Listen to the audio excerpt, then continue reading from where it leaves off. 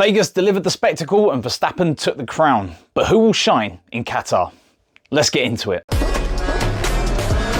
Welcome back to On Track GP, I'm Jamie Chambers. Today we have an in-depth preview of the Qatar Grand Prix, F1's penultimate race of the 2024 Formula 1 season, and a weekend that promises intense competition. Qatar is potentially the hardest race of the year. It's super high speed and very unique in the sense that it's more like a motorbike track rather than a Formula 1 track. But before we dive into Qatar, let's unpack the Las Vegas Grand Prix. Max Verstappen secured his 4th World Championship with remarkable composure, overcoming Red Bull's early weekend challenges. The team initially struggled with rear wing setup, running excessive downforce that required last-minute adjustments. Despite these hurdles, Verstappen demonstrated that he's a dominant force in contemporary Formula 1. As I missed it in our last video, here are my winners and losers from the Las Vegas Grand Prix. First up, those that went bust. McLaren had a weekend to forget in Las Vegas, struggling to compete with the top teams after showing promise earlier in the weekend. Lando Norris and Oscar Piastri both lacked the pace to keep up with the other teams, and the team's overall performance raised questions about its consistency. With Ferrari closing the gap in the Constructors' Championship, McLaren's 24-point lead feels more precarious than ever.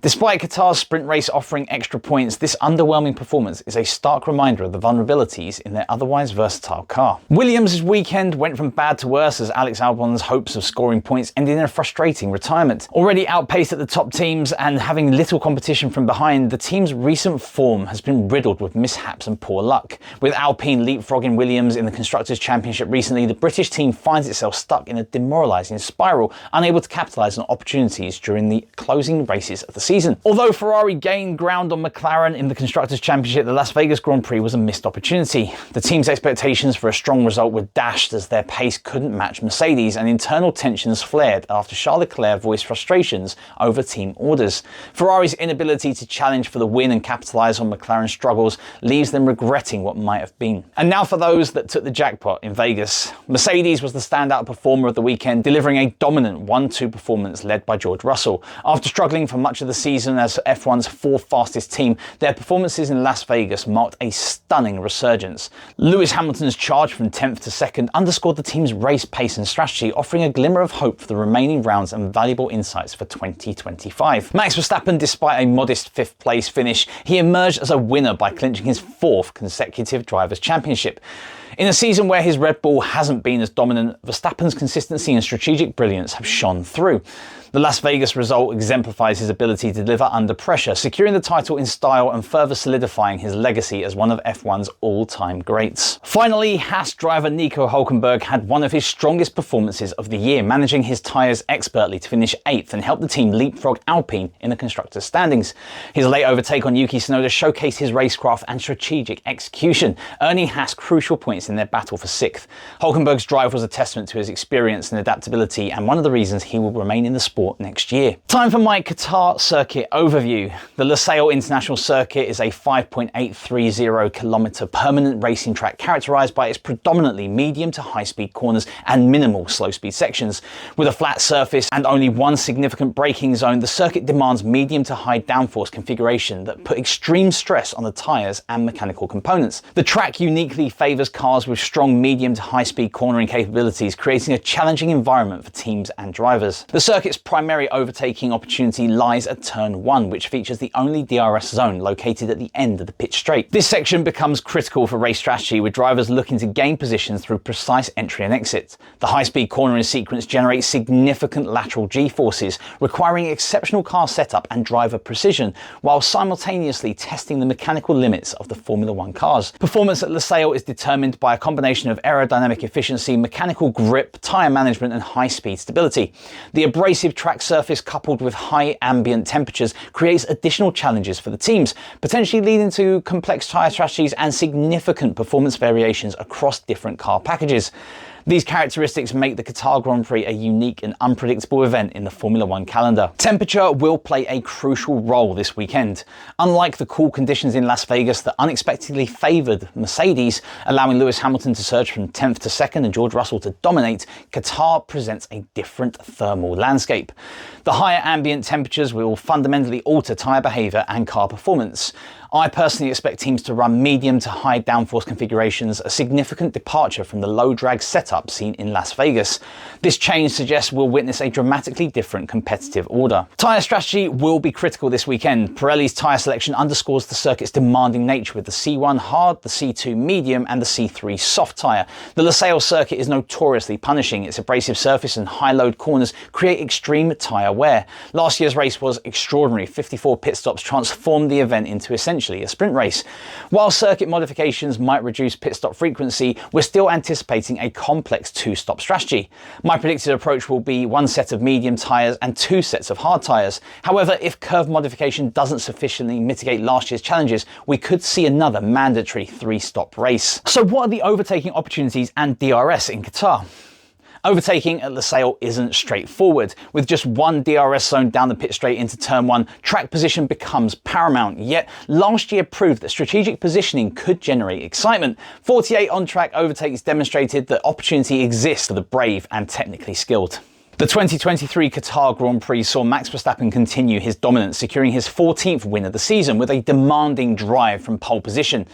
A dramatic first lap collision between Mercedes teammates Lewis Hamilton and George Russell immediately shaped the race, with Hamilton retiring and Russell forced into an early pit stop.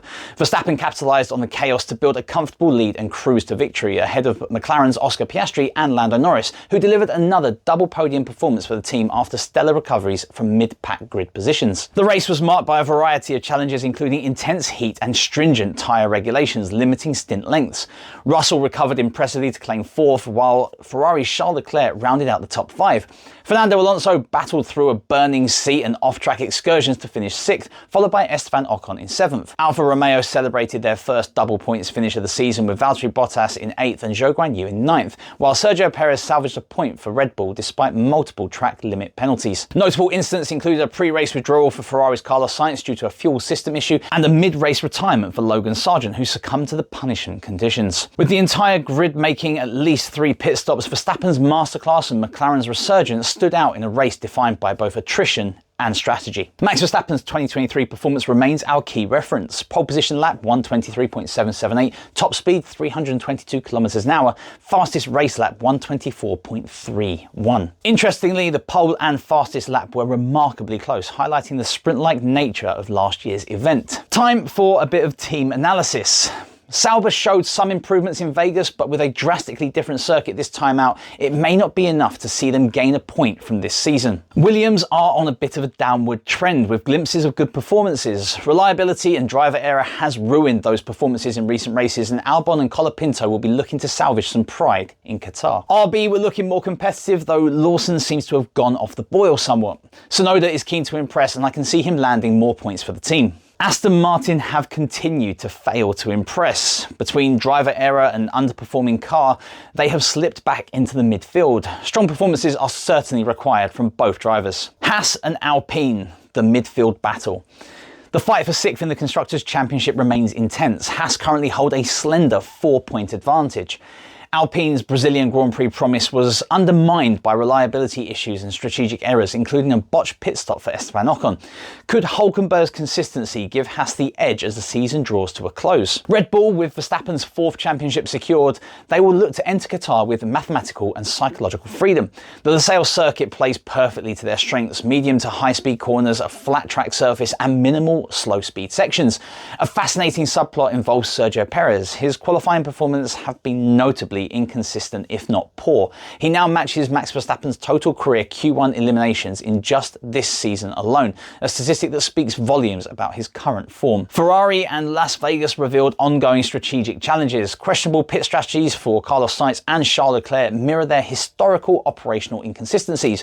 While they secured 3rd and 4th positions, the method was far from convincing. A potential power unit penalty for Leclerc could further complicate their Constructors' Championship battle with McLaren. And speaking of McLaren, after subdued Las Vegas performances, McLaren seeks redemption. Lando Norris has already conceded the Drivers' Championship to Verstappen, but the team remains competitive in the Constructors' Championship.